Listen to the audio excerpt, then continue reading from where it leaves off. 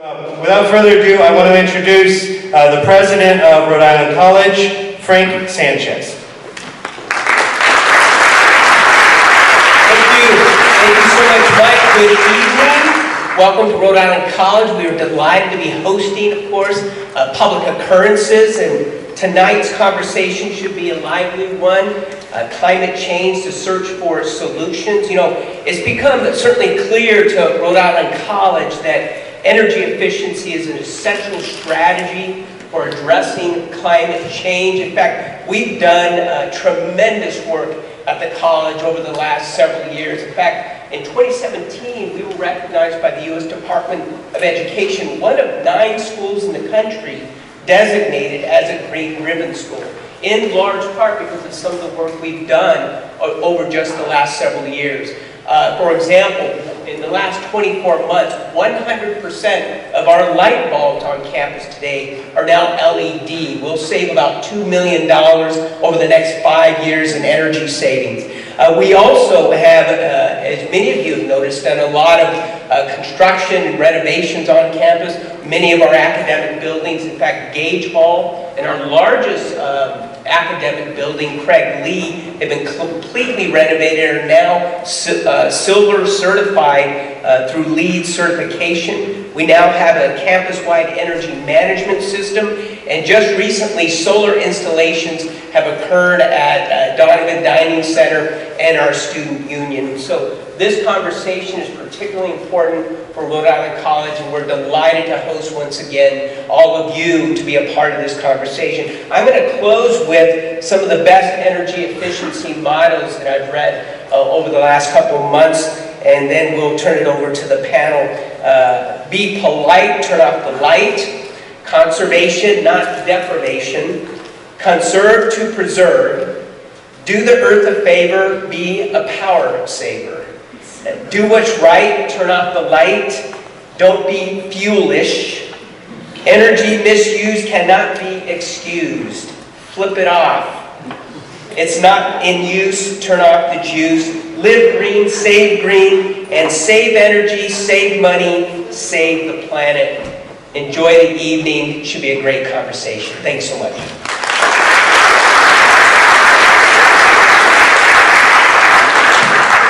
Who knew the president was such a poet? I didn't know it. So I'm going to introduce, my pleasure to introduce the other partner in this. You've known, if you've come to these before, this has been a 9-year partnership between Leadership Rhode Island College, and the Providence Journal. And with us tonight is the executive editor, Alan Rosenberg.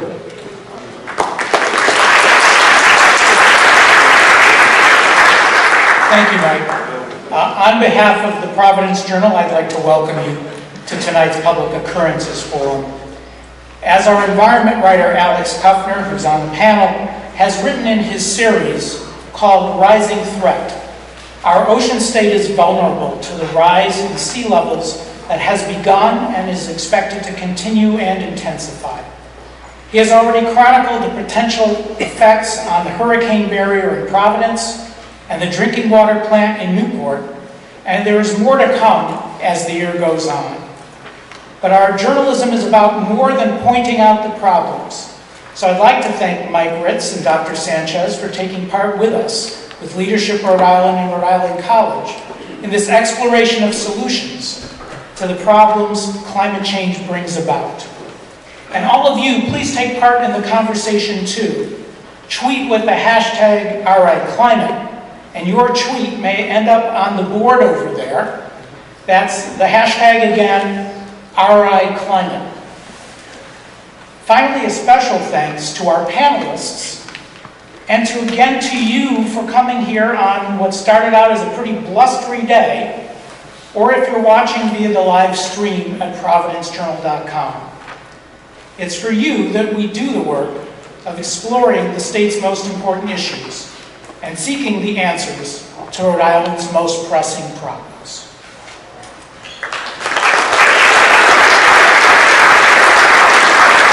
Thank you, Ellen. So here's how the evening will work for those of you who haven't been here before. We'll have some iClicker questions. I'll give you some more here shortly. I have some prepared questions for the panelists that they're not privy to as a starting point. And then I'll be right down in there, right there with you, asking questions that you ask and holding the microphone for you. I would just encourage everyone that be pleasant, be respectful, be courteous. I will not release the microphone to you. Trust me, I will not. I will hold that for you, just to ensure that you're all those things. And then near the end, we'll have a final questions with the iClicker. So if you've got an iClicker, don't leave early. We need you, and we need your answers, okay? So you have a program booklet, and you do have everyone's bio, save one person, because we had a panelist come in late for us, and we're happy to have her, and I'll read her bio here a little bit shortly. But let me introduce everyone on the panel, and you'll have to raise your hand because I'm not necessarily doing this in order, okay? So first we have Janet Coit, Director of Rhode Island Department of Environmental Management. Barnaby Evans, the founder of WaterFire. Anybody ever heard of that thing? WaterFire, yeah, a little bit. Grover Fugate, who's the Executive Director of Coastal Resources Management Council, longest title on here, I think. Alex Kuffner, Providence Journal environment writer. You've been seeing his stuff, which is the reason we're meeting tonight. In particular, that really incredible piece, I think, yesterday. Nicole Hernandez Hammer. She is the Climate Change and Environmental Justice Consultant. Monica Huertas, the founding member of Providence's Racial and Environmental Justice Committee. Sunshine Menezes, the Executive Director of the URI Metcalf Institute for Marine and Environmental Reporting. And Mark Van Noppen, President of Armory Management. So I'm going to begin the evening with Alex, because he's been on the beat, talking about the environment, talking about climate change for about 10 years at the Providence Journal, and covering a range of topics. And so I'd like for you to give our audience your top learning globally, and then how that drills down into Rhode Island, and how that fits into Rhode Island. What are our climate change concerns? And particularly tonight we're talking about sea level rise, flooding, and drought. Alex? No, right next. One second.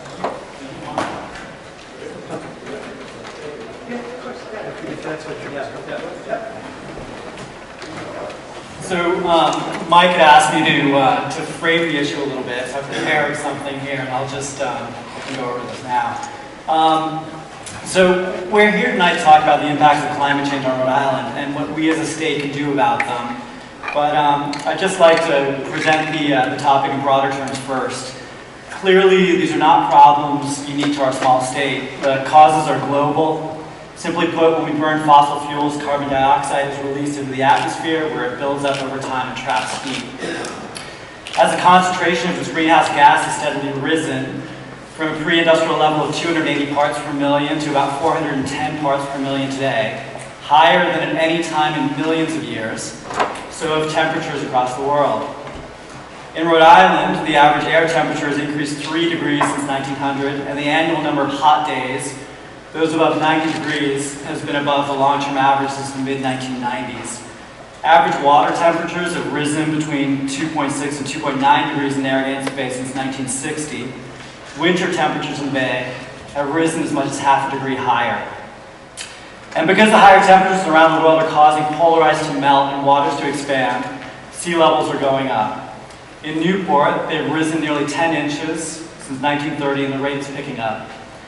We're also seeing changes in rainfall because a warmer atmosphere is able to hold more water.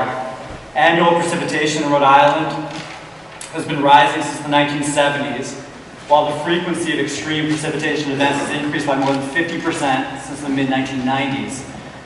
It's difficult to attribute the cause of any single weather event to climate change, but there have been recent storms that scientists say are emblematic of the larger changes in weather patterns. The historic floods in the spring of 2010, which were caused by a succession of heavy rainstorms, are an example of how precipitation patterns are shifting. Superstorm Sandy in the fall of 2012 was unusual in its size and slow movement, causing destruction along the northeast coast, even though it wasn't a hurricane when it made landfall. Recent hurricanes in Texas and the Carolinas were also sluggish systems that were so damaging because they stalled in place. And even the string of nor'easters that hammered New England a year ago may also be a sign of things to come, as storms may be more apt to form in clusters. So you may say that those types of storms are isolated events. What about lasting changes? Is Rhode Island seeing impacts that may be permanent? And the answer is yes. Perhaps the most obvious changes to our fisheries. We're seeing numbers of cold water animals like winter flounder and lobster, species that were once the bedrock of the fishing industry, plummet, while black sea bass and other warm water fish are thriving. If you look at a map of the black sea bass population over time, you'll see it slowly move north from the mid-Atlantic as water temperatures rise. We're also losing ecologically vital salt marshes as sea levels creep up. Marshes represent some of the state's richest habitat, serving as nurseries for fish and feeding grounds for birds. But as waters rise, Rhode Island's marshes are flooding and falling apart. The salt marsh sparrow, a tiny bird that nests in the grasses in the upper marsh, may be the poster child for marsh loss. The species is well on the road to extinction because as waters move inland, its nesting window is narrowing and its hatchlings are drowning. Climate change may also be playing a role in the current die-off of oak trees in the southern and western corners of the state. Drought and summer heat weakened these trees, making them more susceptible to the damage wrought by insect infestations.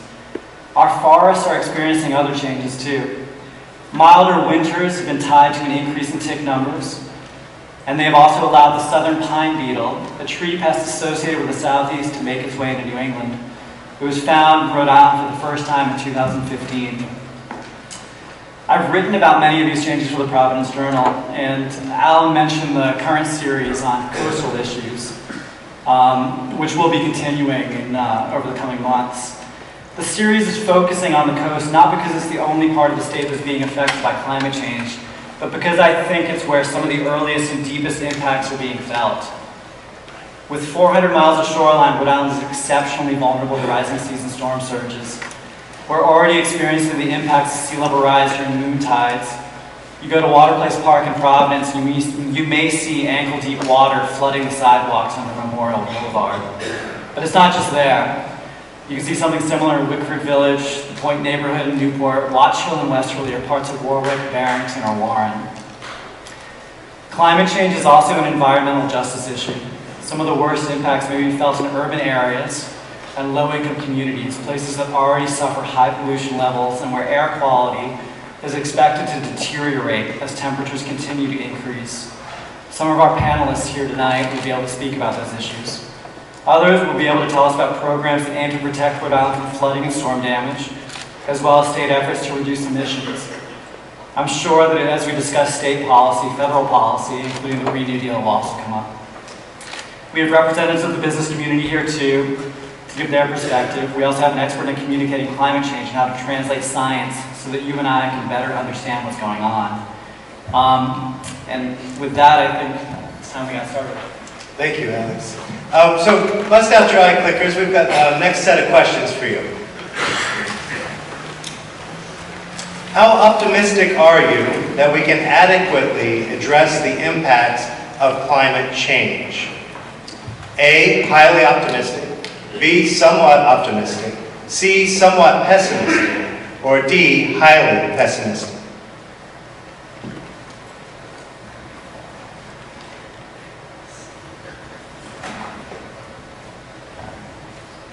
All right. Let's see where we're at. Somewhat optimistic, but what really takes it is somewhat pessimistic. How significant is the threat posed by climate change?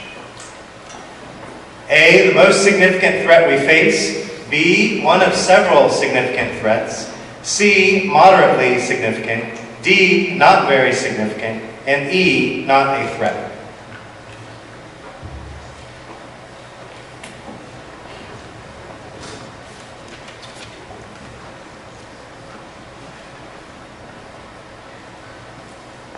One more of you. There's one missing vote. You can't decide. Oh, there you go. one of several and the most significant. In daily life, how often do you take steps to reduce your carbon footprint? All the time, A, B, frequently, C, occasionally, D, seldom, or E, never.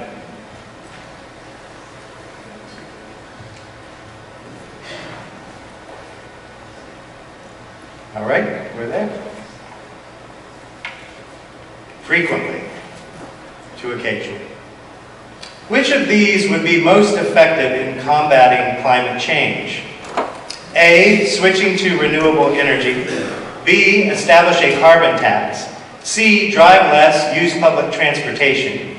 D, improve energy efficiency. Or E, develop technology to reverse the problem.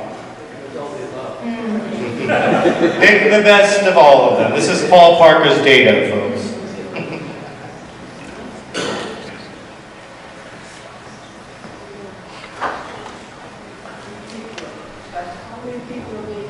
There are 100 eye clickers in the audience, man. Yeah.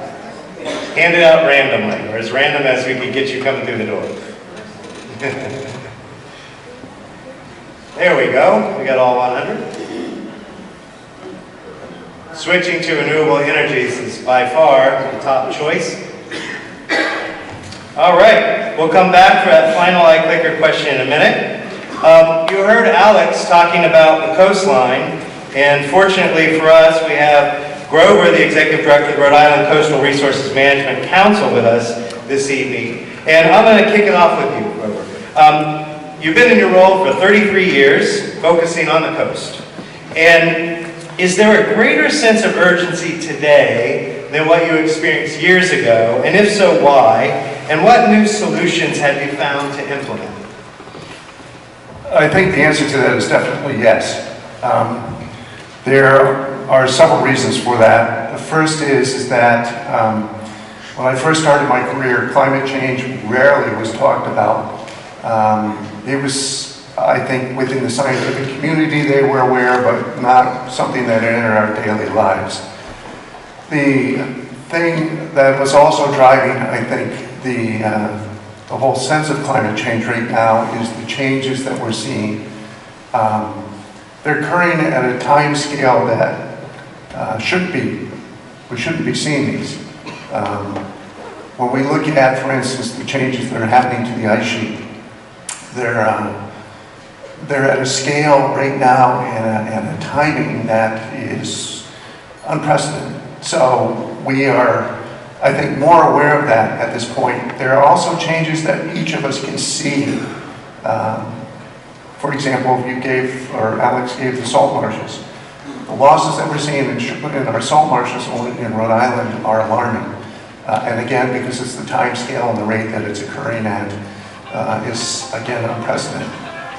So we are looking at this and trying to develop a program that will inform public of the risk that they take on when they develop in coastal areas.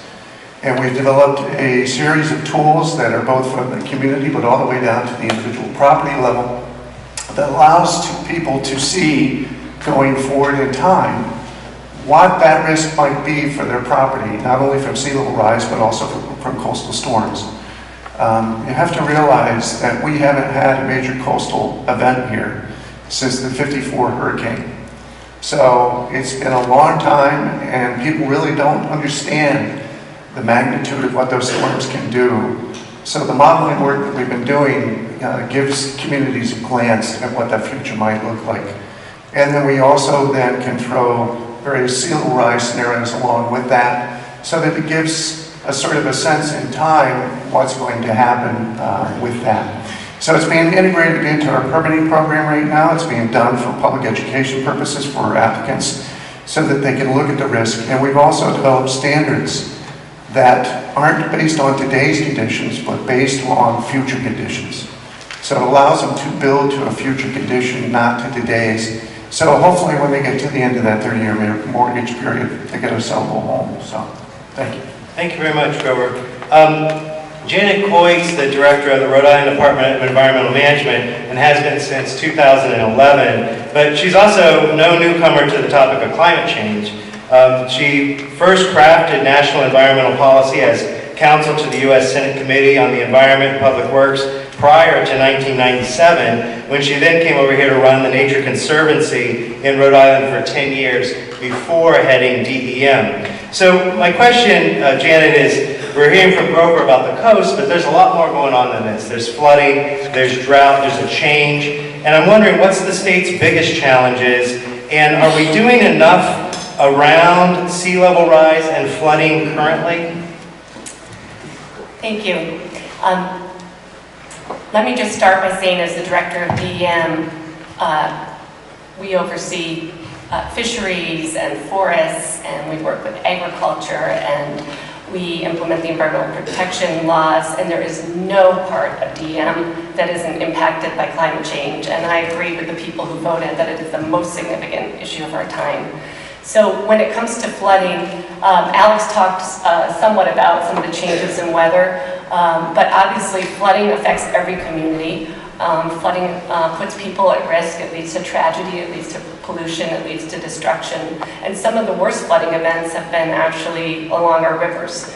And we are getting, today we got almost half an inch of rain. Last year we got more incidents of more than 1 inch of rainfall than we've ever had before. So we have infrastructure that's not prepared for how wet it is. This was the wettest winter ever in the contiguous US.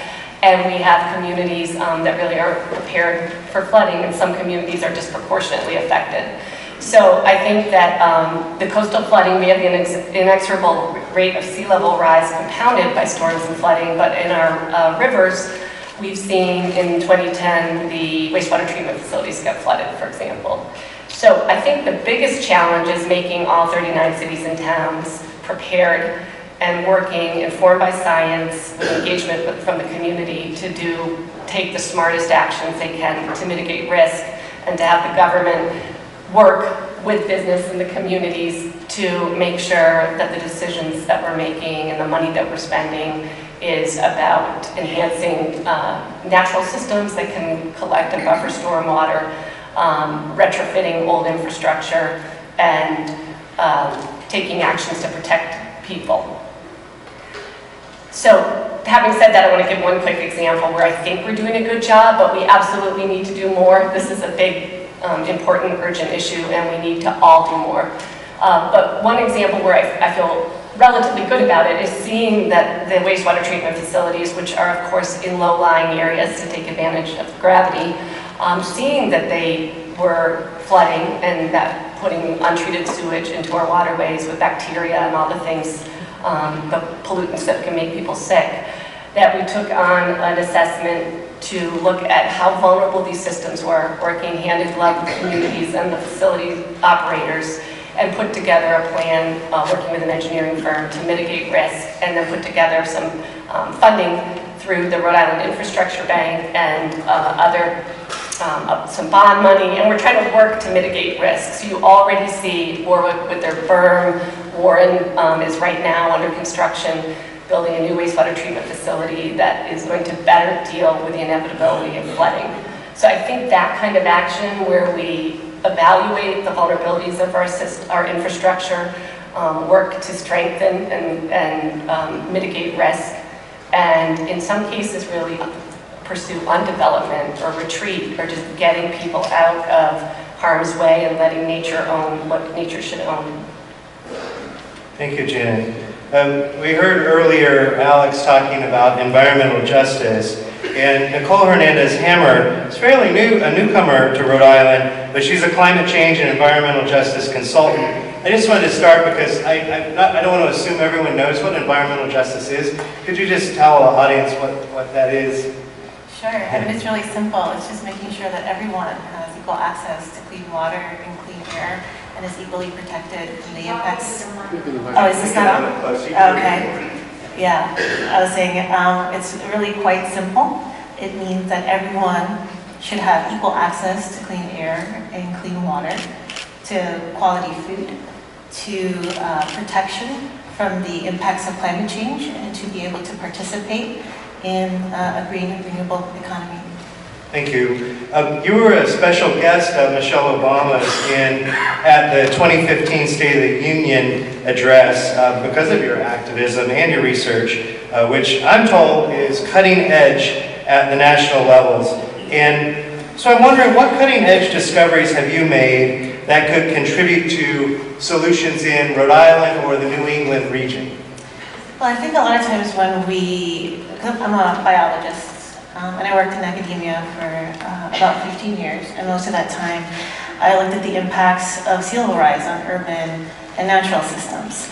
And as an academic, generally academics are often far removed from what those impacts look like to folks in communities, especially low-income communities and communities of color. And so what I did is I took the mapping that we were doing in academia and I used it to work with folks on the ground. I mapped low-lying elevation places that also were low-income, and I went to those places during the highest tides of the year in places like Miami and in the Carolinas. I also did something similar with heat, looking at urban heat island effect and the places that were going to be worst impacted. And I held community events and I developed resident-led strategies so folks could be able to participate. And I think especially in low-income communities, people's time is stretched pretty thin. And so it's hard to deal with issues that we talk about that are 10, 20, 30 years in the future. And sometimes folks aren't making the connection between the heat they're feeling or the flooding that they're seeing to sea level rise, increased temperatures, and the bigger picture of climate change. And so having those discussions in those moments and making sure that residents' voices were at the forefront of those discussions with local leaders and in local and national media really was able to shift conversations around environmental justice in some of the most vulnerable communities in the country. Thank you very much. You know, there are fewer people in our local community that understand environmental justice as Monica Huertas, who is the founding member of Providence Racial and Environmental Justice Committee. We added her to the panel late, so I want to read her bio to you so you'll know who we're going to hear from. She's the lead organizer for the No LNG in Providence and serves on the board of directors for Direct Action for Rights and Equality, otherwise known as DARE, which organizes low-income families and communities of color for social, economic, and political justice. She's a resident of Washington Park in Providence, where she lives with her husband and 4 children, so I'm imagining the future is important. We've got 4 kids. What's the state of environmental justice in Rhode Island, and particularly as it pertains to water, sea level rise, and flooding, Monica? Thank you. Well, I can tell you that it's pretty bad in general. I mean, this whole topic that we talk about is pretty bad and pretty dire, but specifically for us who live in the city, us people of color, it's significantly more dire, and we feel what's happening, we feel the impact, we feel it closer. A lot of us, live, especially like us who live near the Port of Providence. We feel these kinds of, when it rains, Allen Avenue floods. I'm sure some of you have driven down that area. Allen Avenue is just, sometimes you can't even drive down that area. So we definitely feel it.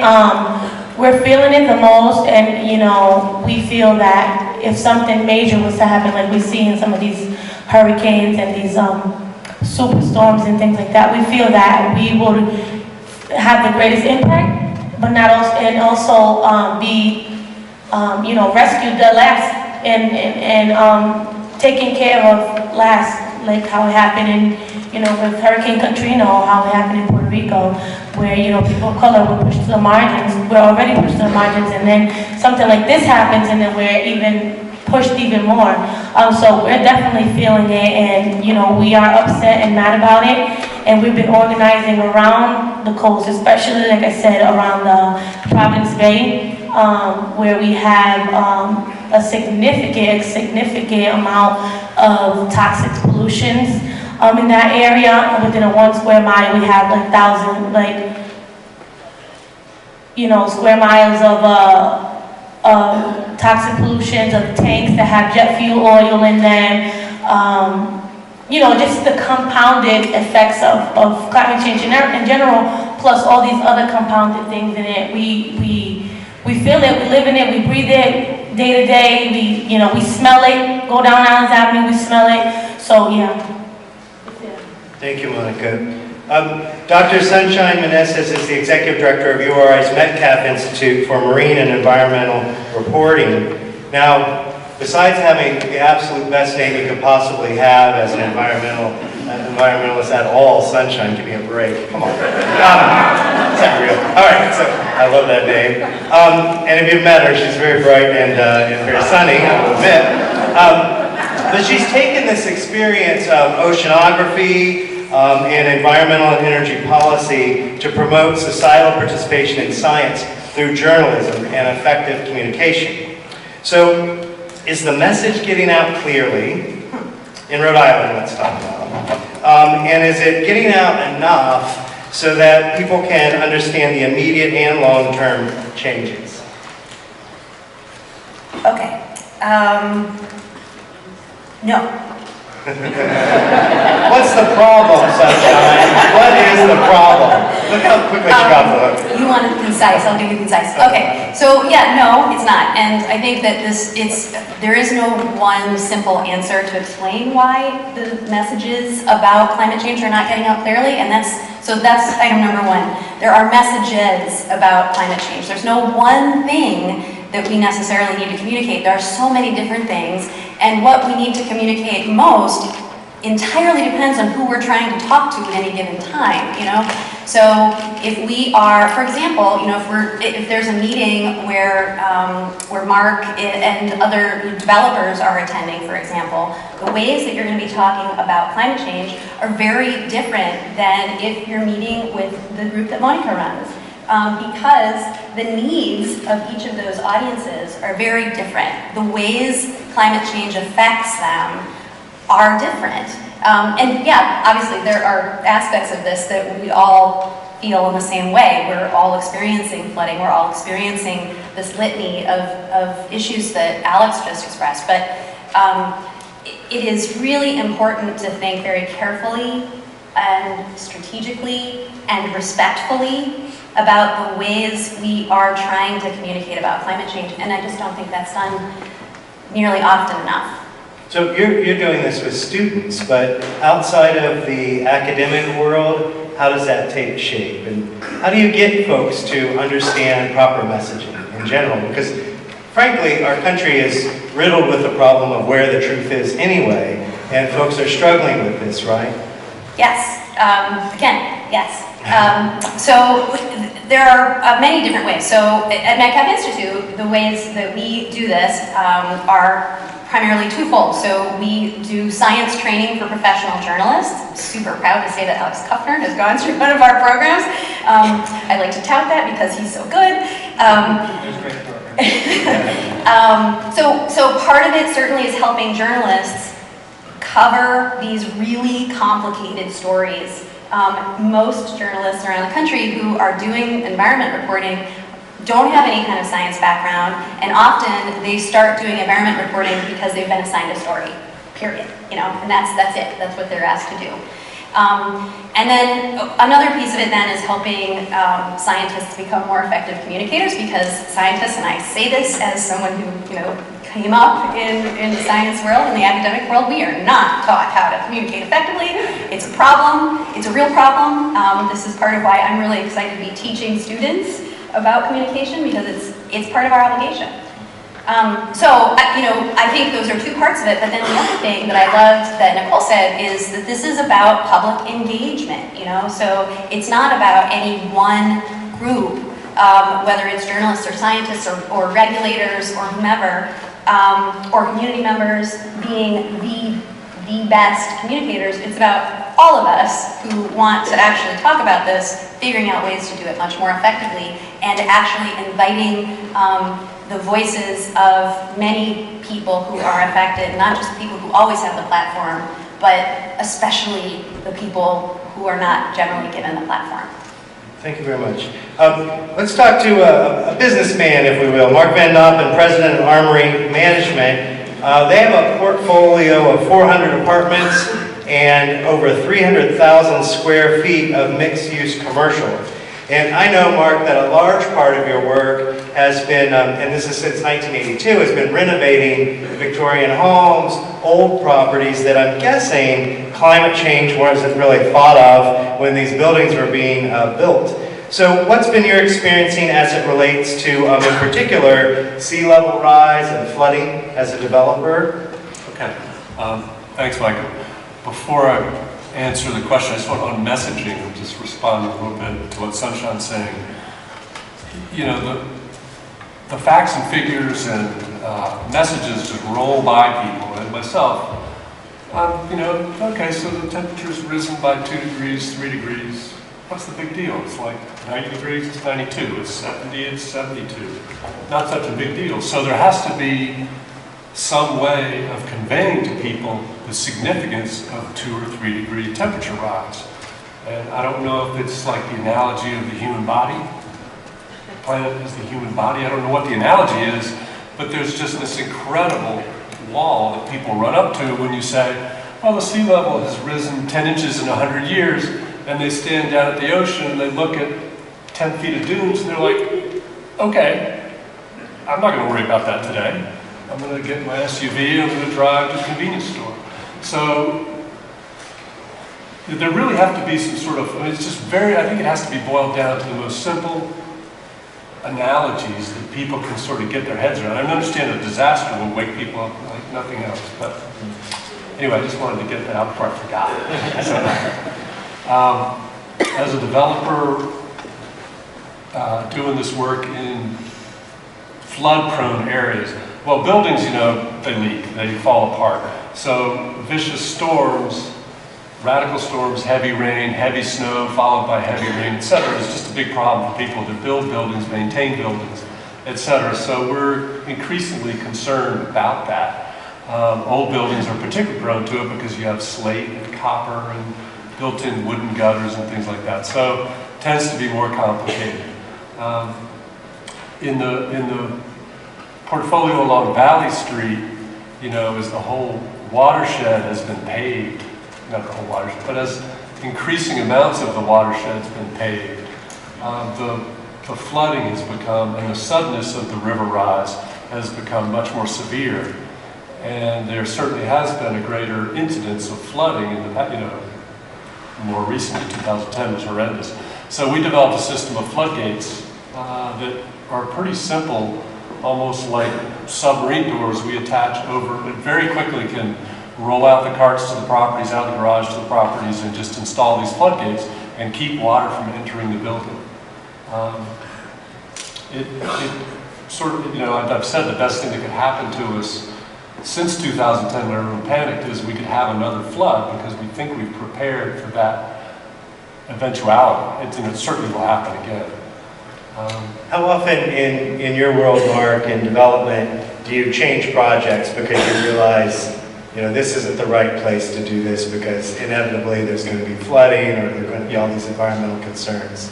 Well, I mean, and this is one of the effects of climate change, right? I saw, you know, Senator Whitehouse, I got an email about climate change, opened a couple links, looked at the CRMC maps, and saw that Warren parts of Warren were going to become an island, and there were huge inland sections that were flooding, and realized the property I'd bought very recently was in that area. So I sold it.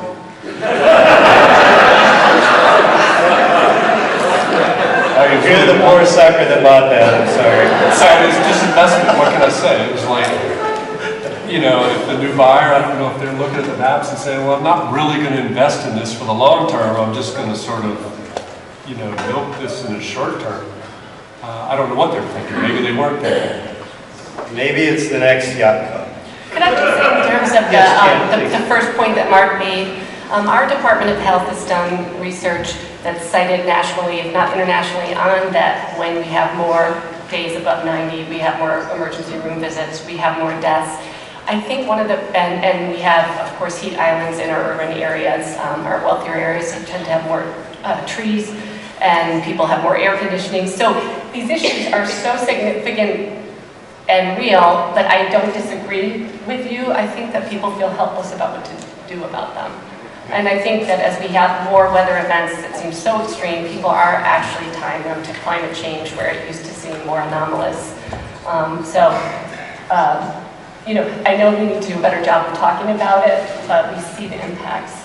I wish President Trump would turn his sloganeering to climate change to the benefit of college instead of to the detriment, because he certainly comes up with some good ones.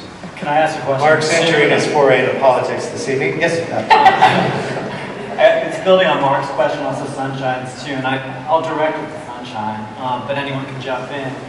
I also wonder about messaging too, and I wonder what's more effective, if it's presenting worst case scenarios, which I often do, but I also wonder if people tune that out because they think they can't do anything about it. And I just wonder, is it more effective to show that, or should we be optimistic? I just wonder what you're doing. So it's not effective. So these are called fear appeals in the communication research, but basically showing the very negative, telling a very negative story, especially if you consistently tell a very negative story. In fact, this is not a good way to engage people. People really do shut down. They feel really disempowered and like, why should I bother?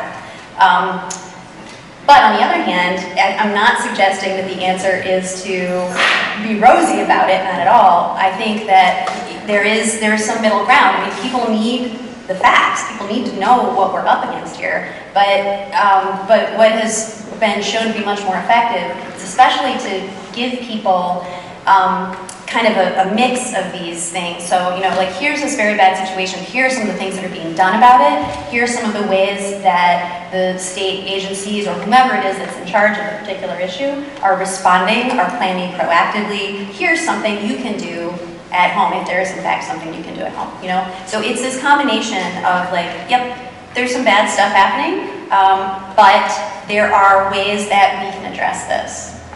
And with Sunshine, you know, back in my timeshare days, yeah, I'll admit it, I sold timeshare. Back in my timeshare days, to get a sale, urgency was critical. To get someone to make a move, to do something differently, to take action, you had to frame urgency. So, how do you frame and message that sense of urgency if it's not going to be a complete crisis and disaster? I'm asking the person that knows, I'm just saying. Yeah. I don't know that we really have a great answer to that question yet, honestly. I mean, there's a lot that we don't know clearly about how to communicate effectively about climate change. Nicole, do you have thoughts on this from your work? I mean, I think it's important to talk about the sense of urgency, and I think that's why the approach I take is talking to folks. Sorry. You can pull that right up too. Yeah. Yeah, I mean, I think, how do you not, the reality is we've got about a decade to avoid catastrophic climate change. And it's really hard to sugarcoat that story. Do you hear that? She said a decade to avoid catastrophic climate change. And we have to take aggressive action. And we're not doing that. In fact, our emissions have gone up by 3%. So it's, you know, I was giving a Climate Change 101 presentation at Dillard University in New Orleans. And it was in 2015 to a group of community members and students that were going to go to Paris and talk about how climate change was affecting communities of color. And so I did a... Nicole, will you speak closer? I'm so sorry. And so I was doing a Climate 101. And there was a Native American chief in the audience. And after I gave him a presentation, which was very much trying to like do the positive side of things, and yes, there's bad news, but here's what we can do, which I think is really important. He got up and he said, I can see that you're not telling us the whole story. And I think it drove home the point that there is the concept of the privilege of information. And so in Sunshine, you say that the story that you would tell or the messages that you would use when you're speaking to Mark, would be different than Monica. How different would that be? And does that create inequality in terms of access to information, which we already know exists in communities of color? So I think it's really important to take that into account when we're messaging and be transparent about the reality of what we're facing, because it is grim. Can I just respond to that really fast? Yeah, go ahead. So yes, I totally agree with you. And what I mean when I say thinking about different audiences and how you're talking with those audiences is I mean, I appreciate that comment, because you're right. I think it's really easy to think like, okay, well, I should be sharing like this type of information here and that type of information there. But it's what I'm trying to get at is that it is about what is most relevant for whomever it is you are talking with. And the thing is that doesn't preclude giving the whole story. That's not at all what I'm advocating for. It's just that if you want people to actually listen to you and feel like, I need to respond to this information in some way, then that information needs to actually be compelling for whomever it is you're trying to communicate with. Yeah, and I would just add, I think that it would be important if I'm having that conversation with Mark's group when he's talking about his property in Warren, that I guess is now even less valuable than it was when you sold it. Who's going to be left holding the bag? And is that the place where affordable housing is going to be built? And I think that's information that Monica's community needs to know.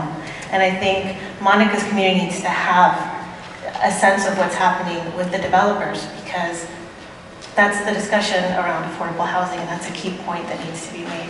So I think there needs to be maybe more exchange of information instead of more division of information. Can I just jump in here? Because one of the things that we were noticing as we started to develop these tools, we started to see, and one of the problems, I think one of the frustrations we suffer from on our staff is we see, because these tools look into the future, we see what our future looks like, and it's kind of frustrating not to try to convey that to people so that they understand and can make better choices going into the future. But for affordable housing, what we were noticing is there were affordable housing projects coming in for some of these areas that were in the flood-prone areas. And there was no information being given to those people to let them know that. And they are obviously the segment of the population that can least afford to rebound after one of those events. So what we stepped in is we stepped in with Rhode Island Housing, and we started to have discussions with them about their funding mechanisms and how they were funding these types of projects. And we have since, I think, pretty much put a stop to that at this point. But yes, there are segments that get taken advantage of. I think one of the biggest concerns we have is not that first row of houses. First row of houses, in many cases in Rhode Island, are second, third, and fourth homes. They can easily take the hit and walk away from them. It's the people that are 2 to 3 rows back that can't afford to take that hit, and that's where we try to focus on. Thank you, Grover. I'm going to switch for last question, and then I'm coming out there with you, so you've got your good questions ready. I'm going to be right out there with you. Let me introduce to you Barnaby Evans, the Executive Artistic Director and founder of WaterFire. How many people here have been to WaterFire? Show of hands. Wow, when you send a message, Barnaby, people might know what's up. He's also a 1995 graduate of Leadership Rhode Island, I'm proud to say. And so you're wondering, what's this guy with a ponytail and an artist doing up here talking about climate change? And yet he's been studying climate change and speaking out for at least the past 10 years. He's also a scientist, you might not know that. And so, how does this relate to WaterFire, Barnaby? Why are you involved? Well, first of all, this is, as everyone's been saying here, sort of the existential moment we're all facing. So everyone in this room needs to be involved. So there's that. I'm not quite a scientist, but I did study science in college, and I've been fascinated by that the holistic perspective that comes from looking at ecology, which is what I actually studied. And in fact, that led to inform my artwork about trying to deal with many complex interrelations that happen. And the challenge we've all been wrestling here is this is an exceptionally complicated problem that sits right at the nexus of the things we're not particularly good at in our political process. It's, first of all, fiendishly complicated. There's a lot of uncertainty. We're making projection models that are difficult to interpret, so there's a lot of room for political sniping and misrepresentation.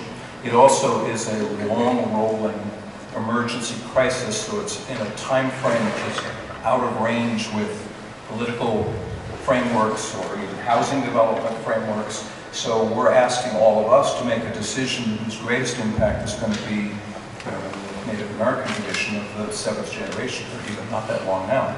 But it's a very difficult way. It's hard to motivate action when the payoff is for a future generation, but it's also fundamentally necessary. And I think we need to be doing this communication effort, which is, if the science really is, it's not quite settled, but it's more or less settled, and we've got variations on what the modeling will be. Now the challenge is how we solve what is technically called, by epistemologists, a wicked problem. That's actually a technical term, where all the solutions have feedback loops that occur everywhere, just as Mark was talking about. He took the information that the state of Rhode Island makes available to everybody and said, gee, I made a wrong decision. So he then made a personal decision, and we were asking who's going to buy it. And Monica's right is in that, well, and you also mentioned it, is in that with public housing, where people will choose the least expensive land to build something, we had a structure in place that was reinforcing that behavior. So you really have to think through how all these things ripple through in a deep, deep way.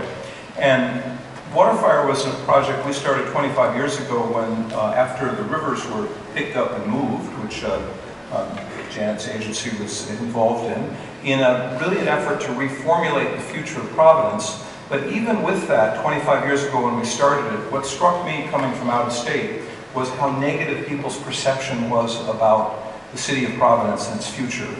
And we were trying to see if art could be added to all these other ways of dialoguing and intersecting with the entire community to change deep felt perceptions through everything from metaphor to myth to arts to rhetoric to actually gathering together.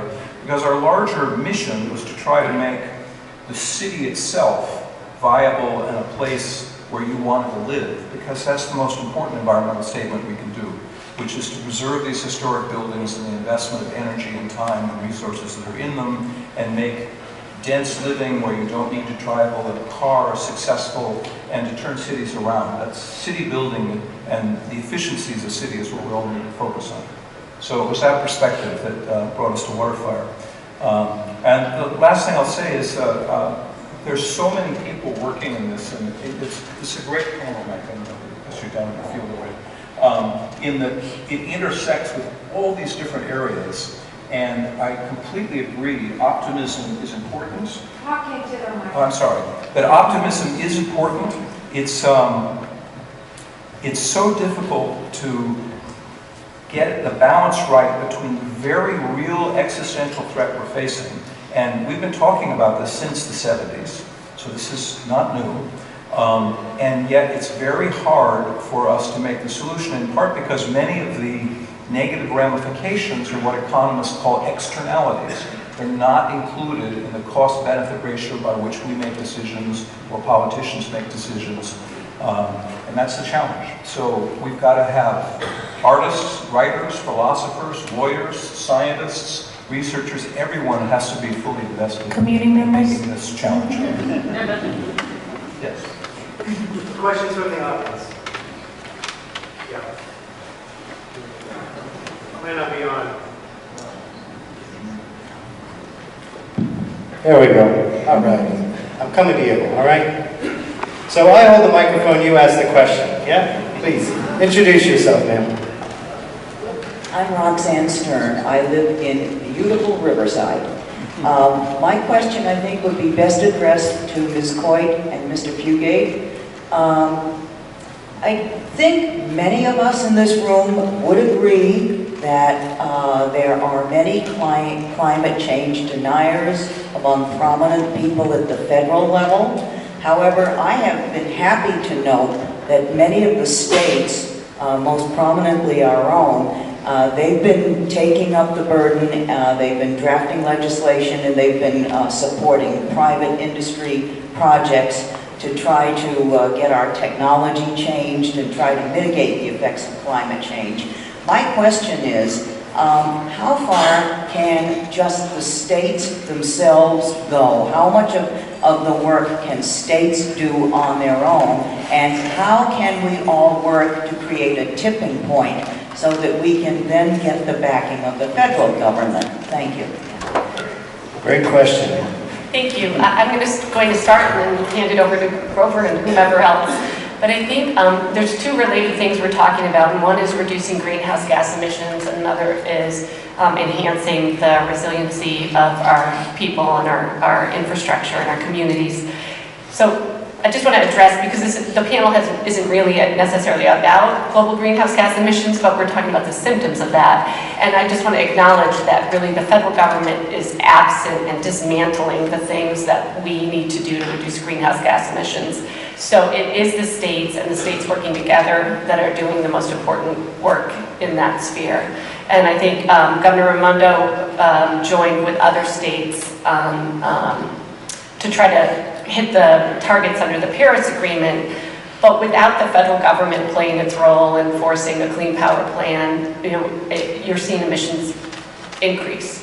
So I think we need the states. We're working right now on a transportation program to try to reduce emissions from the transportation sector, but at the same time the Trump administration is rolling back the fuel economy standards. So it feels like we're working at cross purposes with the federal government, but I think what the work happening at the state and regional level on reducing emissions is critical. On the resiliency side, this is where we live. We have responsibility to take action here, and I think we're doing some really important work leading that effort, and I'll hand it over to my colleague. Yeah, I think on the mitigation side, it is trying to avoid the effects of climate change. Again, you're seeing the states take that initiative. Federal bureaucracies are often very large, very cumbersome, and not really hotbeds of innovation.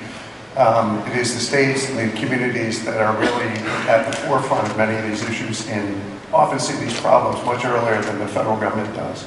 So I think it is something that we are doing, particularly on the adaptation side, that is trying to adapt to what we're seeing. It is the states and the communities that will lead that effort.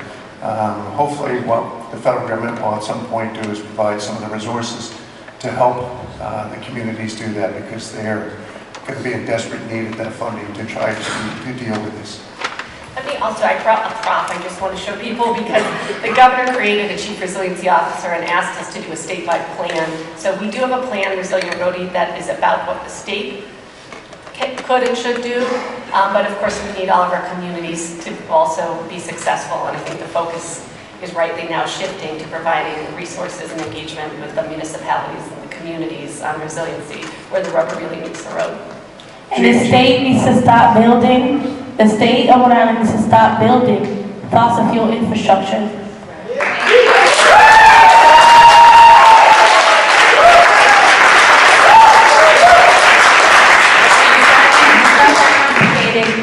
It's not that complicated, and we have to stop going back saying the feds this, the feds that. We need to be about our business in our state and about the people who live in our state, and take responsibility for passing these laws and permitting these infrastructures and fossil fuel industries in our state. Thank you.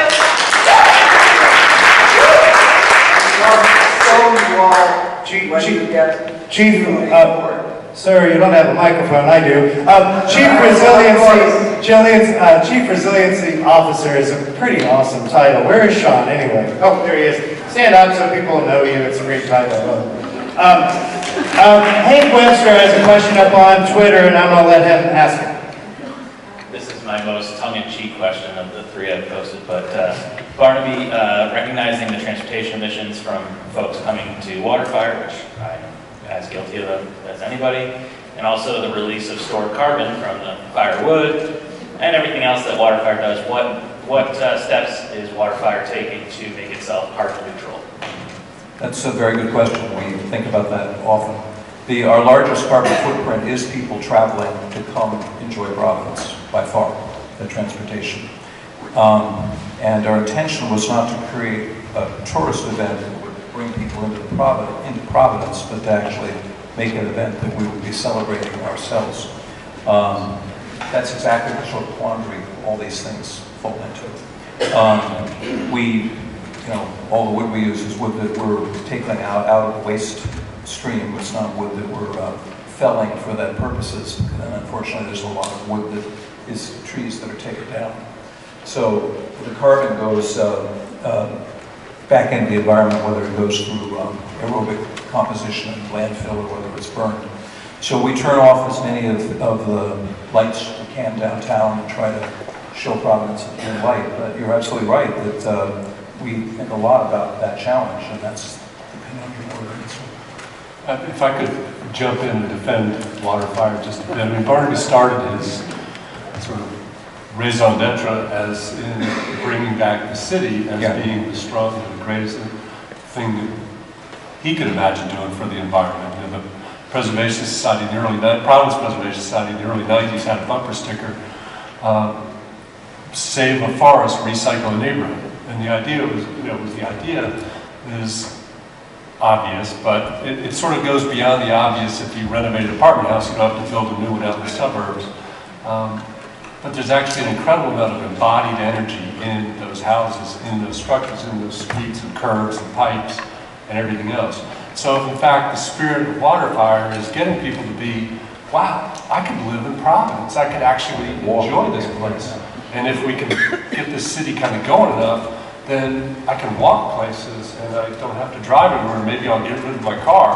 Well, that's just an enormous victory for you know, I'm sitting here breathing carbon dioxide, right? So I could kill myself and try and solve the planet, but you can't do anything perfectly. You have to give it up sometimes to do something. So I'm not trying to be overly aggressive in my answer or my response, but I just, you know, I admire the work that what that has done, because it started as this sort of fire and ice celebration, this sort of elemental, it was totally not meant to be a tourist thing. But actually out of this, you know, this unintended consequence is bringing back the city and creating this, you know, really noble human pursuit, which is city life. If you remember when we started, many of the buildings downtown were entirely vacant on all of their upper floors. But, you know, that's it's a, you know, the answer there, it's surprising that number A was the majority of people came here by themselves in the car. Oh, I'm sorry, I didn't realize that. Trying to look at the panel.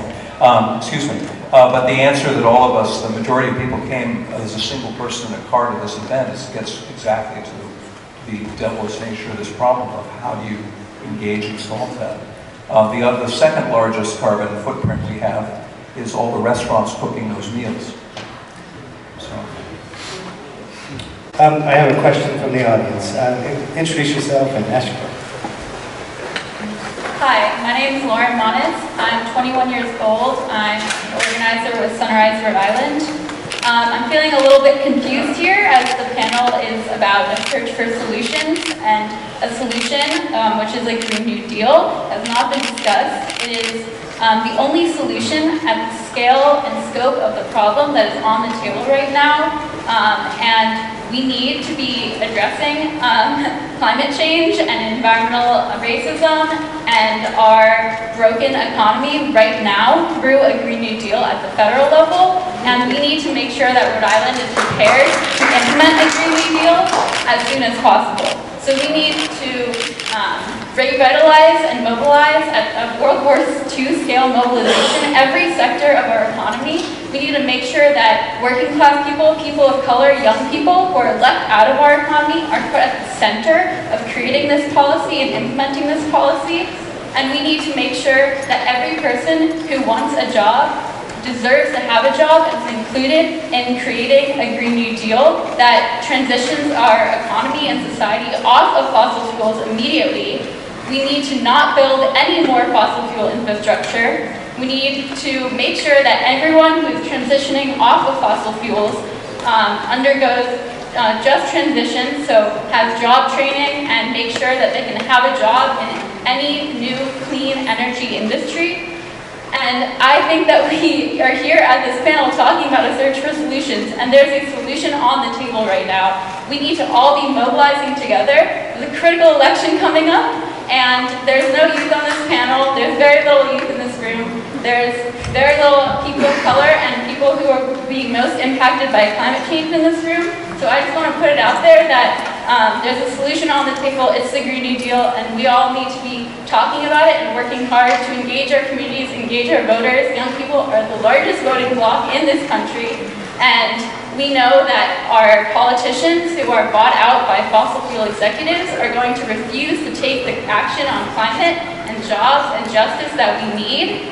And so we can't keep talking about the search for solutions while we're not talking about who's responsible for this devastating climate change, and that's fossil fuel executives who are buying out our politicians, who then put people on committees. Do you have a question? My question is, why are we not talking about the Green New Deal and how to move to fixing our broken economy, centering people of color, young people, working class people at the center of these solutions, and moving right now to address climate change and injustice at the scale and scope of the crisis? Thank you.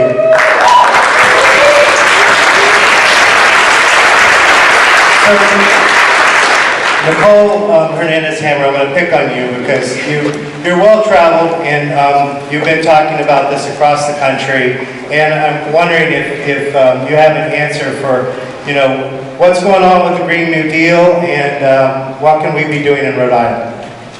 Well, first I want to thank Lauren for her comments and for the work of Sunrise in general, and then Sunrise in Rhode Island. I think you're right on point with that. I think the Green New Deal is probably our best bet to make that 11-year deadline that we have, that the IPCC and the National Climate Assessment has outlined for us. I think a lot of folks criticize it because it is not a complete package with a complete soup to nuts set of solutions. I don't think that's what it's intended to be. I think the original New Deal was not presented that way either. It's a guideline for legislation and policy, and it sets the goals and the standards that we should be striving for. And I think that we can bring that to the state and move in that direction. I also really like the point that Lauren made about the demographics of the room compared to the reality of what the future looks like. Rhode Island is about 25% people of color, but this audience is nowhere near that number. So I think if we want to start moving towards equity and towards what the future looks like, we need to change the processes within the state government, within the municipal governments, and also within the green organizations that, in my opinion, are shockingly more white-led than in other parts of the country. I've done a lot of work in the South, and I was really excited to come to New England because I thought, okay, I'm going to go to a blue state. People are woke. People are woke there. And I got quite a shock. It was a lot less diverse in academia, which is where I came from. I've met with folks at universities here, and they're pretty much all white. In government, as I mentioned, and in green organizations. And it's really, really disappointing. And I think it's going to get in the way of getting to the goals of equity and true climate resilience. And I'd love to hear what Monica would have to say in addition to that. No, I did what everything that you said. I mean, it's saddening and maddening, and it's like, and even now, like, I'm here, but it was like, I kind of pushed for it, and I was like, hey, can I go to this event? Because, hello, I'm right here. I've been working on this thing for 2 years, and where are the other community members, Where are the people who know about this, who know about this because of their lived experiences, And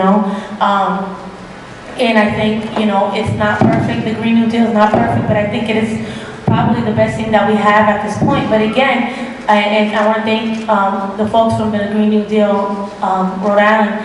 But again, at the same time, a lot of people of color are not being involved in those meetings either. You know what I'm saying? And so it has to be, it has to be inclusive and transparent, and the truth has to be said. We're not included in that either. We're not included in the big green, in the Sierra clubs and in the Urban Society and things like that. We're not. People want to put a blindfold and say, well, it's our earth. We all live in it, and duh, we all live in it. But at the same time, it's like, again, we're going to be affected the most. We are the ones who people of color in particular are going to be affected the most and the longest, you know. And so, yeah, even the comment from, you know, Riverside, yeah, I live on the other side of that Riverside, and it's not so beautiful. And when you look at the maps, you can see the majority of people of color live there. And then when you see the other side, you know, where the tanks are not there, you can see who lives there. You know what I'm saying? And so that inequity and that imbalance is, you know, it's all around. Yeah, thanks, Monica. Alex, in terms of your years of reporting... Excuse me, they're not doing anything. They're just standing there. Alex, in terms of your reporting over the past 10 years with regard to the issues being raised right now... They're not bothering anybody, excuse me. They're not bothering anyone. Excuse me. You're not the moderator. It's a challenge because Rhode Island College has a rule about signs in here to not block other people's views. It's happened during the political debates and so forth. So it's a concern. Maybe if you could not block the people behind you, I think that would be appreciated by the audience.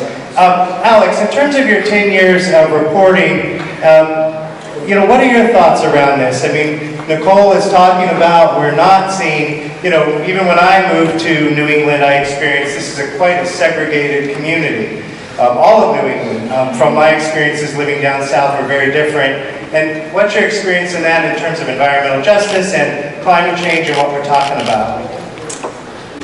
I think that Nicole's right. When we go to climate change events and things like this, we don't see the most diverse audience.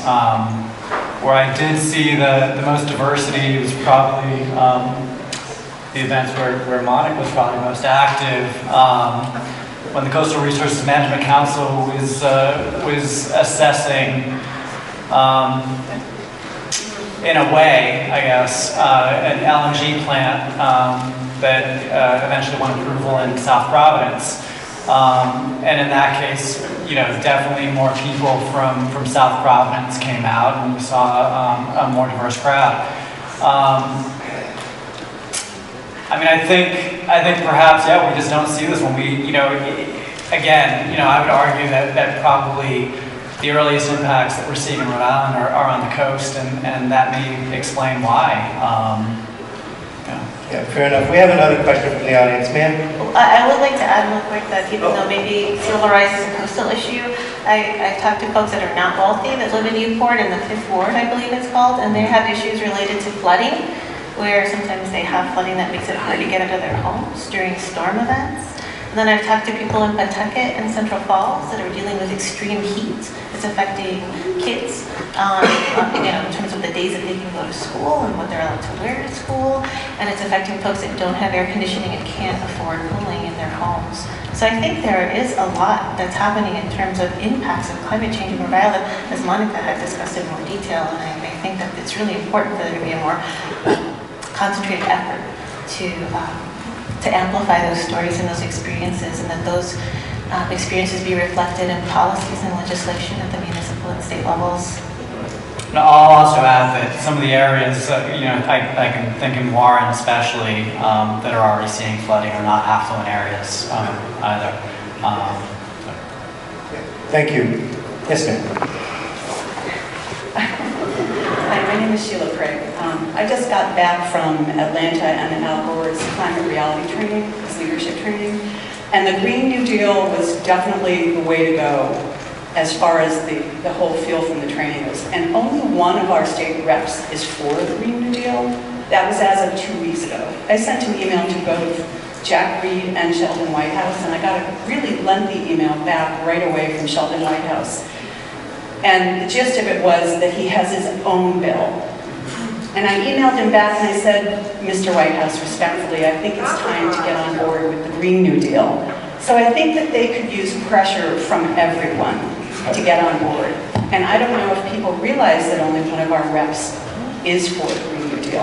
Now that was about 2 weeks ago that I checked, and I don't know if they've changed since then. But also, talking to my friend sitting next to me, she was saying that public occurrences are usually older white people.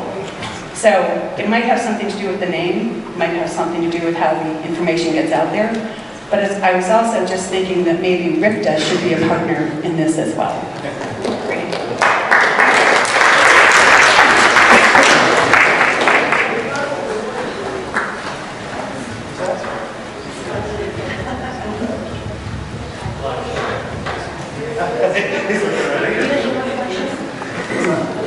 Oh, it's going to be challenging to get to you.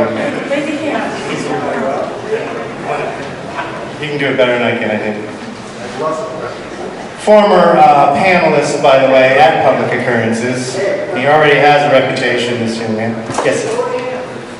Hi, my name is Colin Galliano. I'm 17 years old and I'm a senior at North Kingstown High School. And my question is for anyone on the panel, and it is kind of going to introduce a little bit first.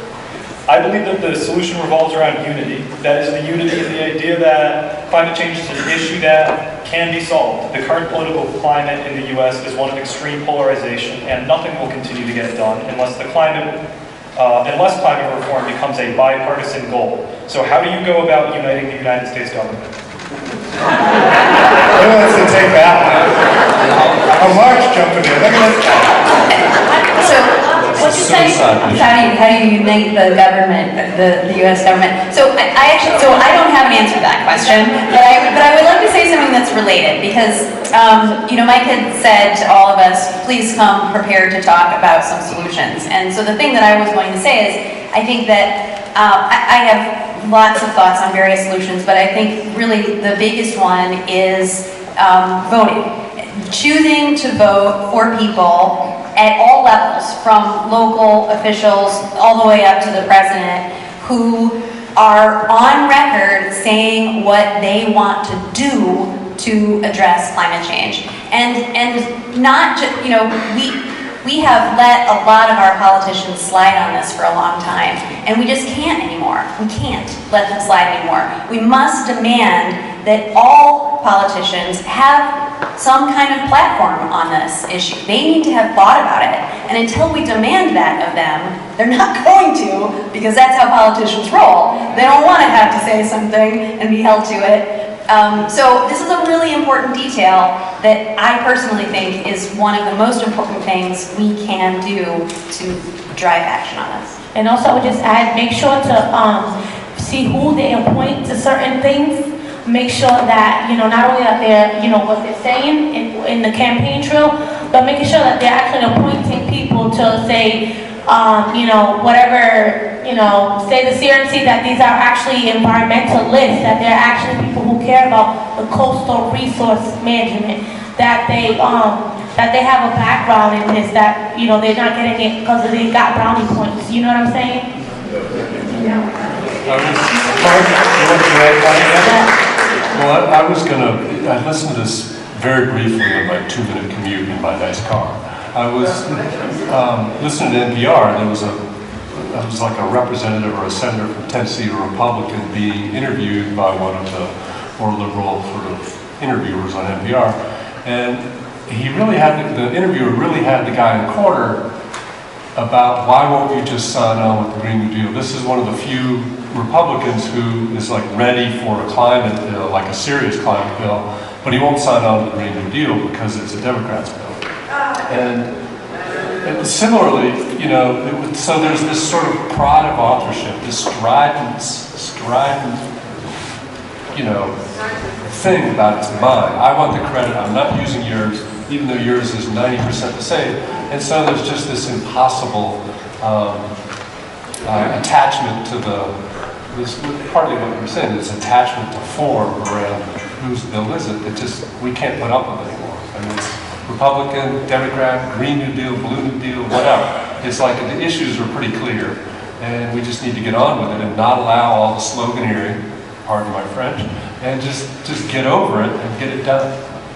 And to Nicole's point earlier, if you believe in what Nicole says, 10 years, that's not too many elections, folks. It really isn't. So I don't know if that political thing is the reality of the change. Yes, sir. Oh, hold it. You asked the question. I'm Peter Martindale, and I'm with Nature's Trust Rhode Island. And we, I'm a scientist, so I can't communicate, but I'll try to do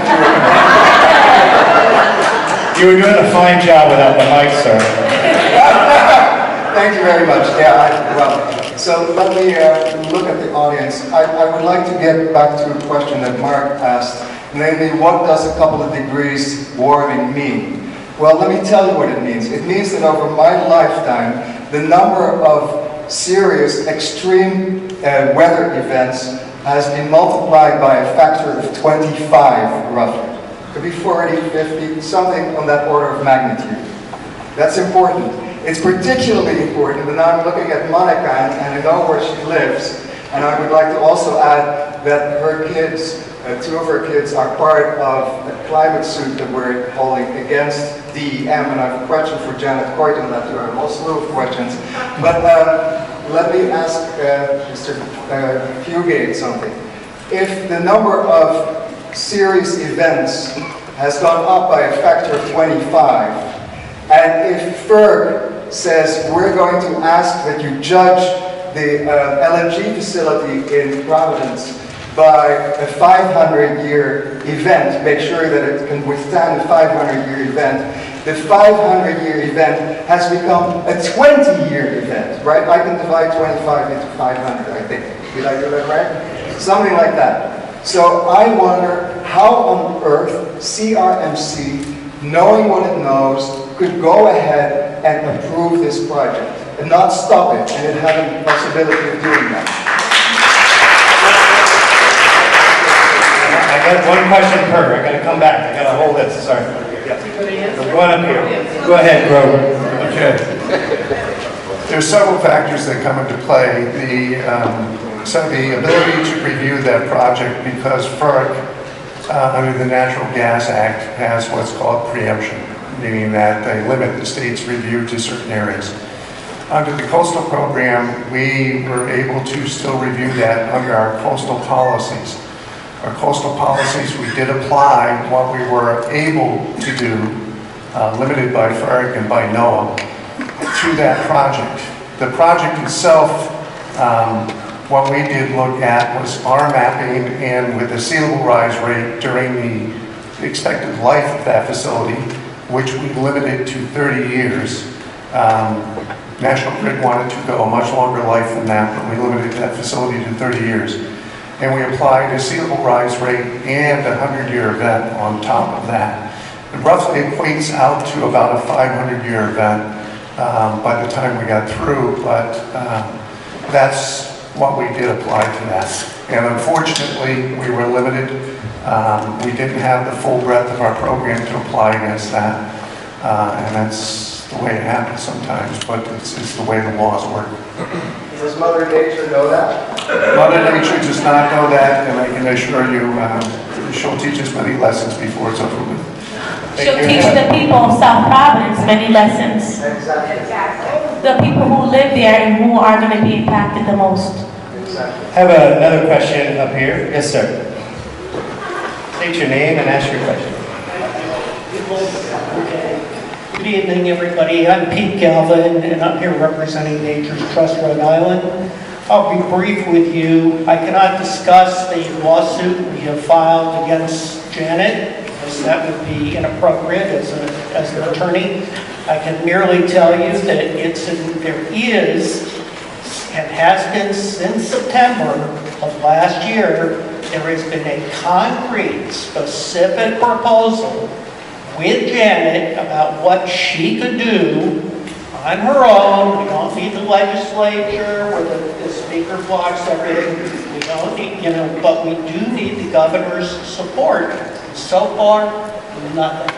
The major problem right now in this state is the governor, Gina Raimondo, in pushing fossil fuels, continues to push fossil fuels. Do you have a question, sir? The question is, when are we going to see that change? When is she going to step up?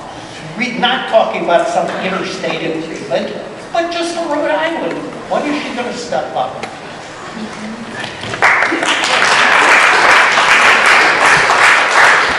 I'll respond, and I also won't discuss the lawsuit, so thank you for acknowledging that. I will say that the lawsuit is pushing the direction that we need to be going.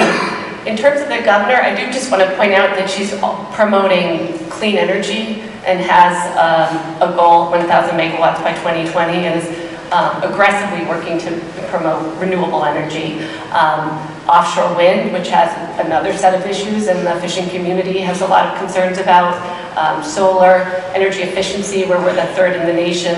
And I know that the regional agreements that you're discussing don't seem like a panacea, but the regional greenhouse gas initiative is why we've been able to put tens of millions of dollars into energy efficiency, and the energy we don't use is the cleanest energy of all. So I think working in some of these regional agreements where we can put a tax on carbon, put it back into decarbonizing our electricity and our transportation is something we should be doing. And I think we've got no disagreement that we need to be doing many, many things at once.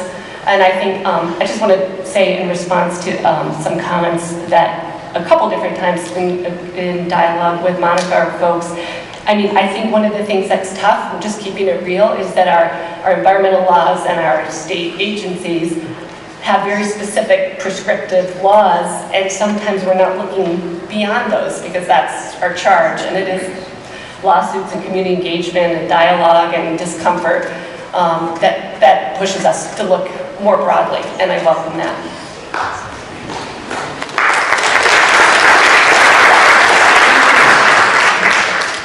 Who are you and what's your question?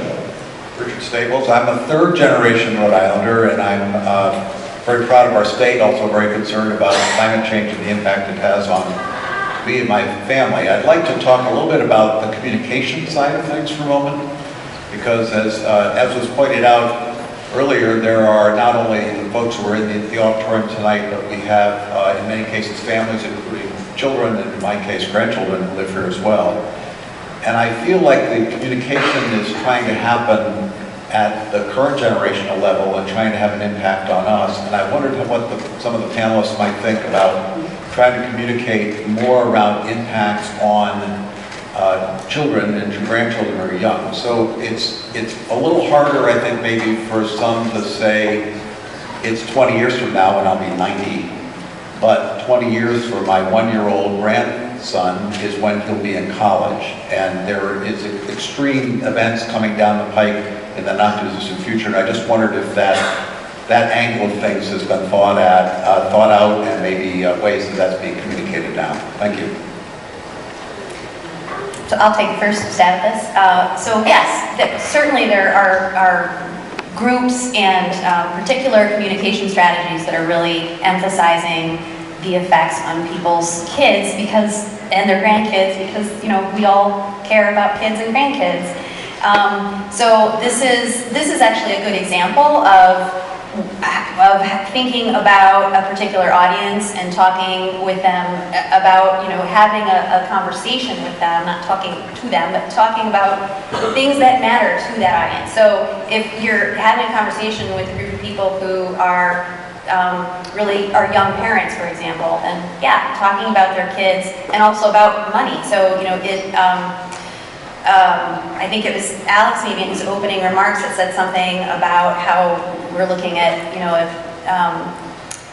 oh wait, now I can't even remember what this was. There was something about $200,000. I wrote this down somewhere, and now I can't find it in my notes. But anyway, money, my point is, money is, it was President Sanchez said something about how Rick is saving $200,000 a year because of using LED lights, right? So a lot of people respond to messages about money, whether you're saving money or making money or whatever. Other people respond about messages about their kids. I think something that's really interesting and wonderful that is happening now is the action and organization that we are seeing from young people on climate change.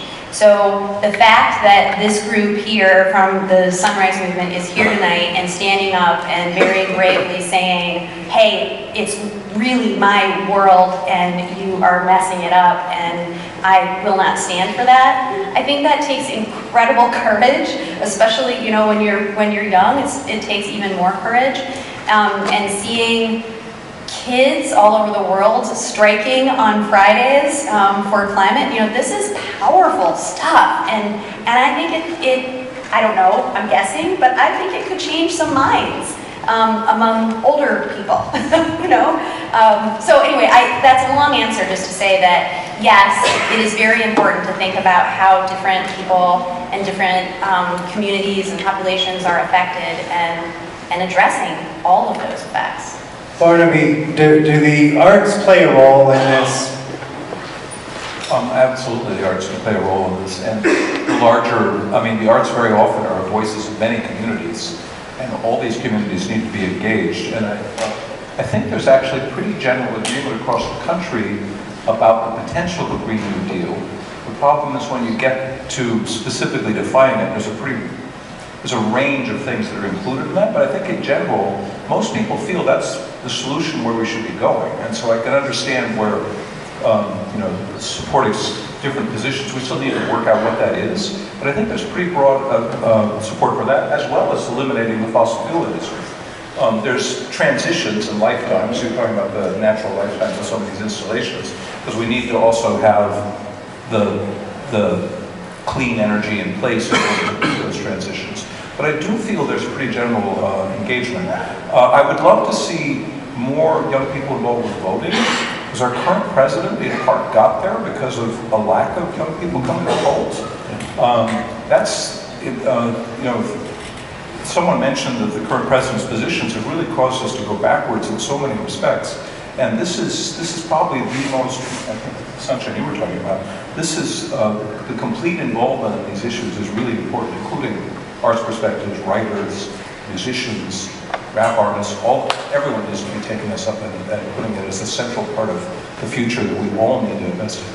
Monica, when you're engaging folks, do you find that it is an answer or a solution to engage folks is to get people to recognize that this is going to affect their kids? So it's not just, adults talking about the future, but it's talking about the future of your own children or grandchildren? Well, of course, I use my kids as examples all the time, and not just from when they're 21, but from now, because it's the fact of the matter is that they are experiencing, and specifically in South Providence, we have the highest asthma rate, and so they're feeling it because, they are literally slowly getting, these toxic chemicals put in their body, whether it's by the water. We have high lead in Providence drinking water, and so I definitely use that. My kids, last year, one of my children was hospitalized 7 times due to her asthma, again because it's getting really, really hot, and she went to play outside for a couple of minutes and she just went into an asthma attack. So they're definitely feeling it. We're definitely feeling it every day, and I definitely think that we have to focus not only on the children, but focus on the children who are the most marginalized, that being Black, Indigenous, and children of color. So yeah, I definitely appeal to that. And I will also say, a lot of us in the community, we know these things are affecting our kids, and it's just heartbreaking that we know these things, and then we're like, well, the kids, and I have to have a balance because I don't want to put another burden on people in my community to say, our schools are crap, or, we have tons of police all over, and by the way, our air is polluted and our water is not good. So it's definitely something like a balance that I have to keep, but me having 4 kids. By the way, I've been texting a lot, but my son just went to the mall today for the first time by himself, so he's like texting me, what should I do? And I'm like, you're fine. So yeah, it's just part of what I do because, I have 4 children and I work full time, and but yeah, it's a balance. Thanks, Monica. Alex, what about this drinking water? Are we in good shape in Rhode Island in your findings, or do we have challenges around drinking water in Rhode Island? I think overall, probably okay right now. The focus of the story that I wrote recently was on Newport because it has coastal reservoirs. They say they have redundancies in their system, so if their coastal reservoirs flood, they have other water sources. I was talking earlier to Grover about those same reservoirs. You know, if salt water intrudes from the underside, then you're not looking at, you know, if a storm surge comes over, it's temporarily taking those reservoirs out of service. If salt water is intruding from the bottom, then it takes them out permanently. And I think you're seeing, or you know, seeing the start of that perhaps in coastal wells in South County. Again, as sea levels rise, you see salt water mixing with groundwater. So I think that's a concern, and there aren't, especially in South County, there aren't great alternatives. You know, if you don't have your wells. You know, we have a lot of water in the Situate Reservoir, but trying to get it to other parts of the state is really expensive. So I think that's sort of the concern in the long run. Thanks. You know, and drought is an issue, obviously, too. So. Yeah, thank you, Alex. I have another question from the audience. Yes, my name is Cindy Elder, and in hearing all the impassioned voices, I get the sense that most of the people in this room, in one way or another, really believe that climate change is an issue. What I'm wondering is, how do we find commonality with people who don't yet feel that, and who are still good people, but for one reason or another, they haven't climbed on board. My sense is that we spend a lot of time telling people things, really caring about it, providing a lot of information, but how do we listen and how do we engage in a way that pulls people in who aren't there yet? Nicole, is this a question you're prepared to answer? Yeah. So, I'm so bad about this. Well, I think as we start seeing more climate change impacts, so hotter summers, what are wet seasons, or dry seasons, more intense storms, the conversations go naturally to the discussion around the impacts of climate change.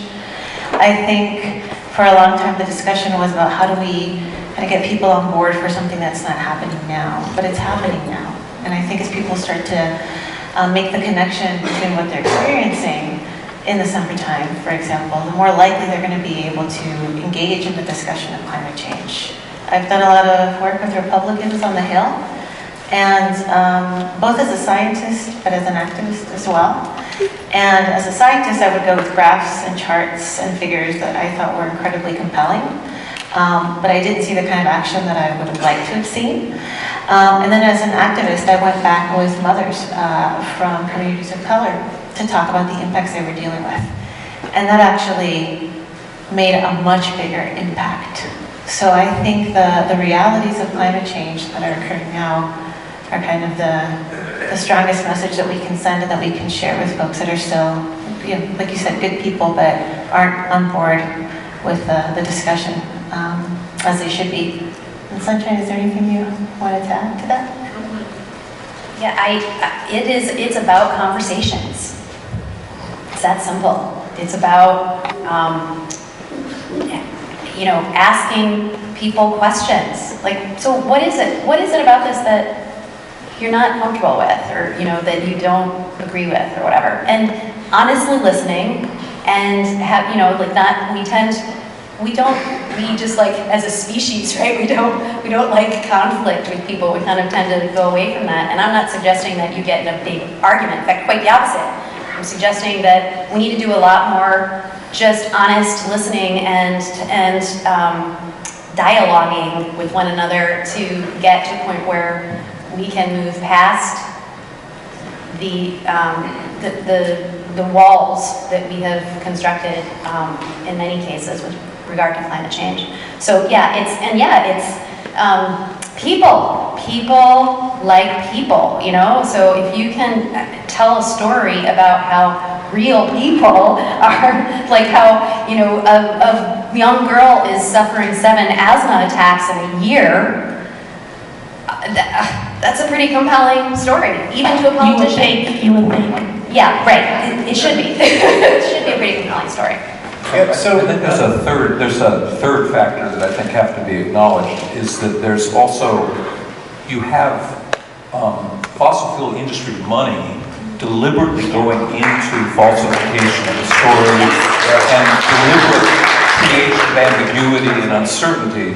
And that makes this conversation a very one-sided, unfair competition because it's quite often hidden and masked and comes in different stories.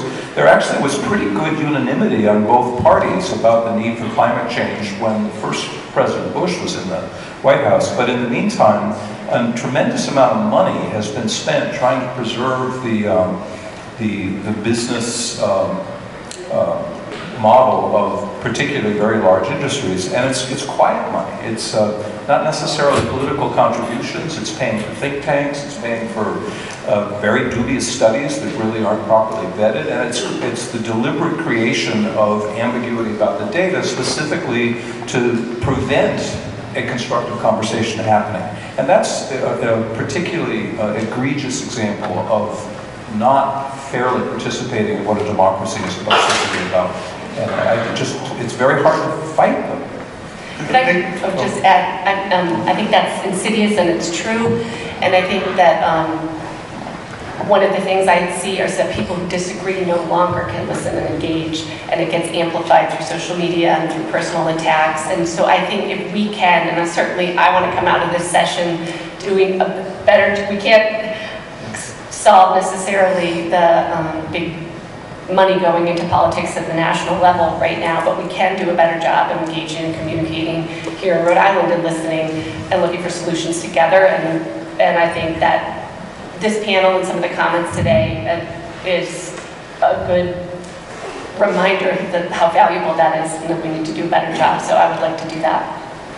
I get in a lot of conversations with applicants coming before us, and it's interesting because I'm not sure if we get it sometimes. Even when it's thrust in our face, I'm not sure that we get it. So if you were to go to Miami, if ever there was a city that should be concerned about this, and particularly the longevity within that community, how it's going to survive into the future, because I could just go through a bunch of facts about that place, and it's got a very short time frame. But there's a building boom that's going on there in that city, and that's unprecedented. So how do we not connect the 2 points together? It's mind-boggling to me. There was a presentation I saw was done, I think, by one of the authors of the Rolling Stone. It was a little film, and it was looking into the outskirts of Miami. There was a very poor neighborhood there. It was one of these sunny day events where the trucks were driving by up to their rocker panels in salt water. No rain, no nothing, just a high tide event that had come into this community.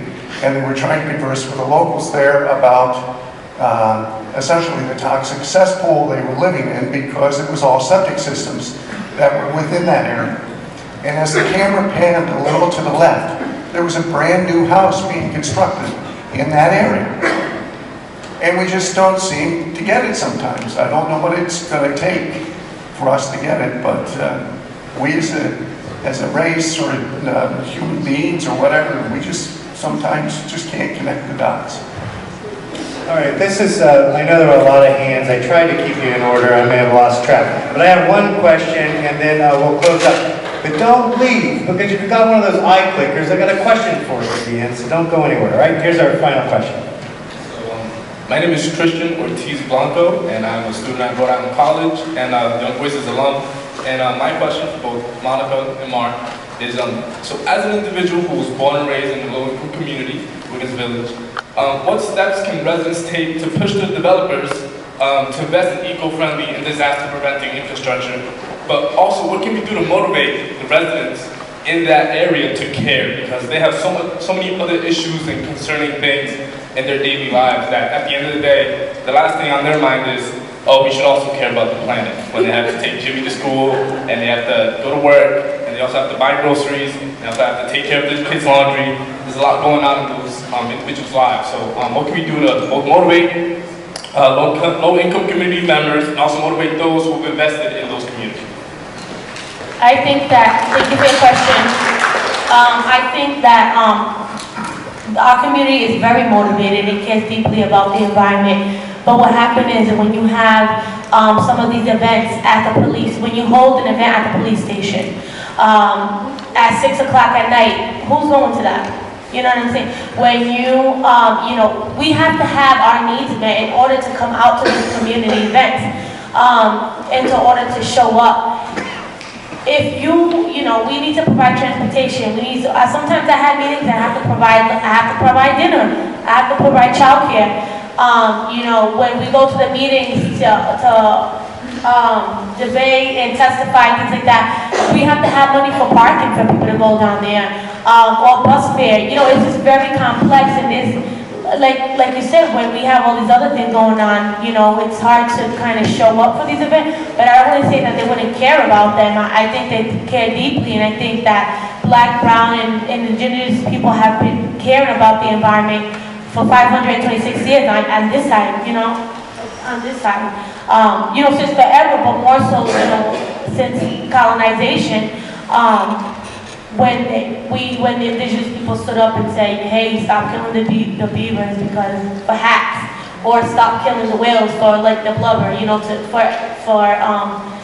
you know, for candles, you know, and so that long we've been caring about it and we've been saying about it. It's just because we've been caught up in this structure, not caught up, we've been purposely placed in these structures of oppression and white supremacy and racial segregation. Then we have been pushed we've been pushed to these margins, and it's really difficult to come out and show up. So yeah. Mark? Well, you know, business people, this is an analogy that an accountant once used with me, are a little bit like squirrels, and they're just out chasing nuts and trying to put them away for the winter. So if you give, you know, business people rules that are reasonable, most business people will follow the rules and just try and go gather up the nuts and put them away for a winter day. If the rules keep changing, if the rules, you don't know what the rules are going to be tomorrow, then it becomes very difficult to go out and do things. So one thing you can do for developers is make more rules around sustainable design. And I'm not looking for tons of regulation. But it's just a fact. Funny, not funny. So, you know, we would probably find a way to build more sustainable buildings if more sustainable buildings were required. You can't do it in a vacuum without real input from business people because it's a real world and real bills have to be paid, but that's one thing I would suggest. Even the oil industry, you know, if better rules could be put in place, they would respond and they probably wouldn't disappear altogether immediately. So that's one thing. As far as to get residents to be more aware of these issues, I mean, it's something I struggle with every day. I live in, you know, a mixed income neighborhood, and, you know, in my household, we recycle like immaculately. I mean, we recycle toilet paper tubes, and, you know, we cut the little labels off, you know, avocado peels before we compost them in our yard, that sort of thing. We'd like to put them in our garden without all the little labels. But turns out that, you know, the recycling truck goes down our street, and once it picks up 3 buckets and the camera shows the driver that there have been 3 buckets that have contaminated loads, that truck just goes to the dump. It doesn't go to the... So we're constantly, as neighbors, as an employer, as a landlord, whatever, just constantly after people to stop using plastic bags and recycling. And, you know, it's just a constant battle to talk to people. I don't know what to say about it. It's just, it is what it is. Mike, just, go ahead, Jen. just quickly, again, I'm going to give a shout out to RIDO, our Department of Health, because the health equity zones that they are doing in 9 communities, I think have been a way of engaging people in an empowering way on what are the public health issues that they do care about, regardless of how busy their lives are. And I think that it is a good model. It's something that the Resilient Rhode plans promoting to expand, because it seems to me we need more examples of good models for community engagement that we can replicate. And so I think that's one way that issues that are of importance to the community, including climate resilience, have been brought forth in a way that's brought in government not to lead but to follow. Thank you. Let's go to that final eye clicker question. Pull them out. Pull out your eye clickers. And you answered this one before. We'll see if there's any change after hearing from folks. How optimistic are you that we can adequately address the impacts of climate change? A, highly optimistic. B, somewhat optimistic. C, somewhat pessimistic. And D, highly pessimistic.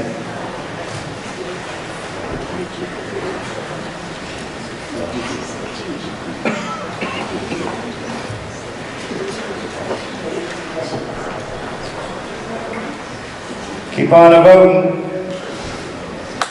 You didn't lose your eye clicker, did you? No, you're being much more selective this time.